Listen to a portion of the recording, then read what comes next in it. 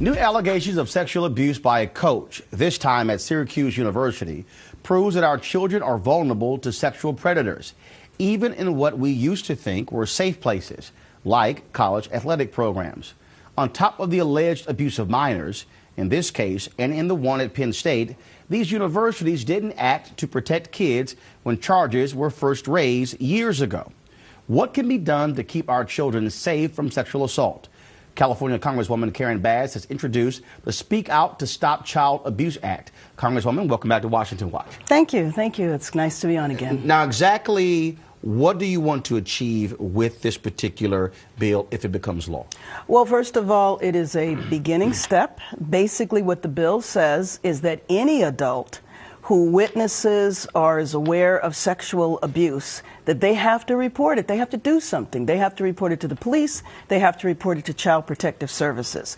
And if you think of this case where the coach at Penn State, one of the assistant coaches, actually saw a child being raped, and it's questionable as to whether or not he did anything at all. Frankly, I don't know how he slept at night without physically stopping what he saw right on the spot. Now, in the case of Penn State, they say that not only when it came to this particular coach, but also Coach Paterno, he did his job by notifying officials above him. So that's exactly if this the law problem. says you have to notify the authorities, right, then what is the penalty built in if you don't do that? Okay, well, essentially, federal law would be left up to the state. What the bill says is that each state, if you're going to get federal funds for child abuse and neglect, that you have to impose a criminal penalty. Now, in some states that might be a misdemeanor, in some states that might be a felony. But the Penn State case is exactly the point. They were only required to report to the supervisors above them. There was nothing that required them to report to the authorities, and that was the problem.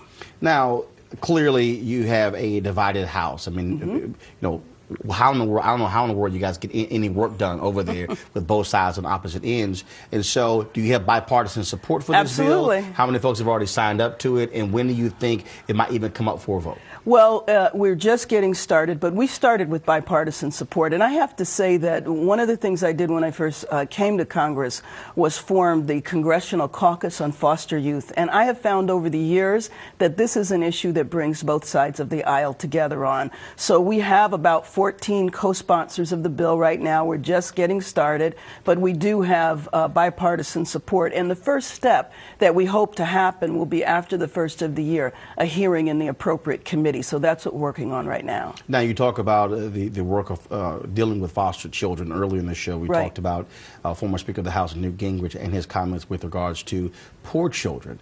What do you make of that? And do you believe that someone making those kind of comments, essentially assailing every poor kid, and we're not talking about black kids, poor kids are poor kids, whether you talk about in Alabama, Mississippi, Tennessee, his own home state of Georgia, he basically says you have no work ethic.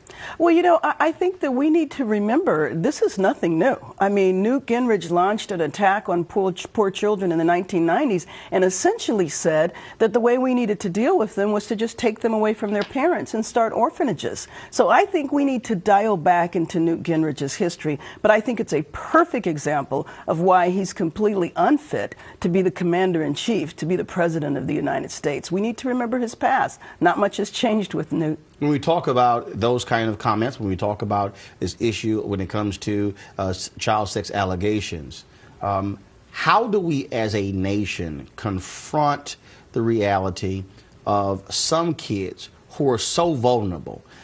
In the case of Penn State, they say that he was targeting homes where the father wasn't there. What really can the state do to impact that when you're putting, we're really trusting parents to really be the ones who step up? Well, and let me say, it was actually a little further than that. What I understand he did was, the first thing he did was he set up a group home. So he was specifically targeting foster youth. And then we know the disproportionate numbers of African American and Latino children that are in the foster care system. But there's actually a lot that can be done. And I do have to say that there's been tremendous advances over the last 10 years.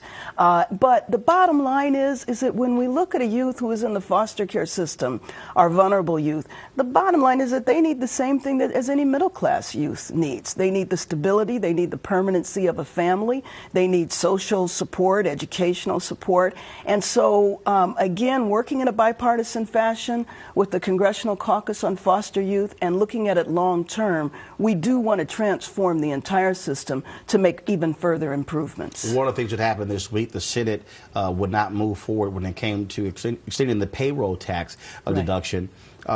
What do you make of that when you're talking about the White House says that's some $1,500 a year that will now be taken out of the pockets of just regular hardworking families? Well, I'm actually hopeful of two things. Number one, that before the year is out, it will be extended. But we also need to extend unemployment insurance as well. Now, in my house, the question will be, what will the Republicans attempt to extract from the Democrats in order to extend it? But it is quite ironic. The party that says they don't want any form of tax increase is willing to go along with a tax increase so long as it's on the middle class. What they're primarily concerned about is not taxing millionaires.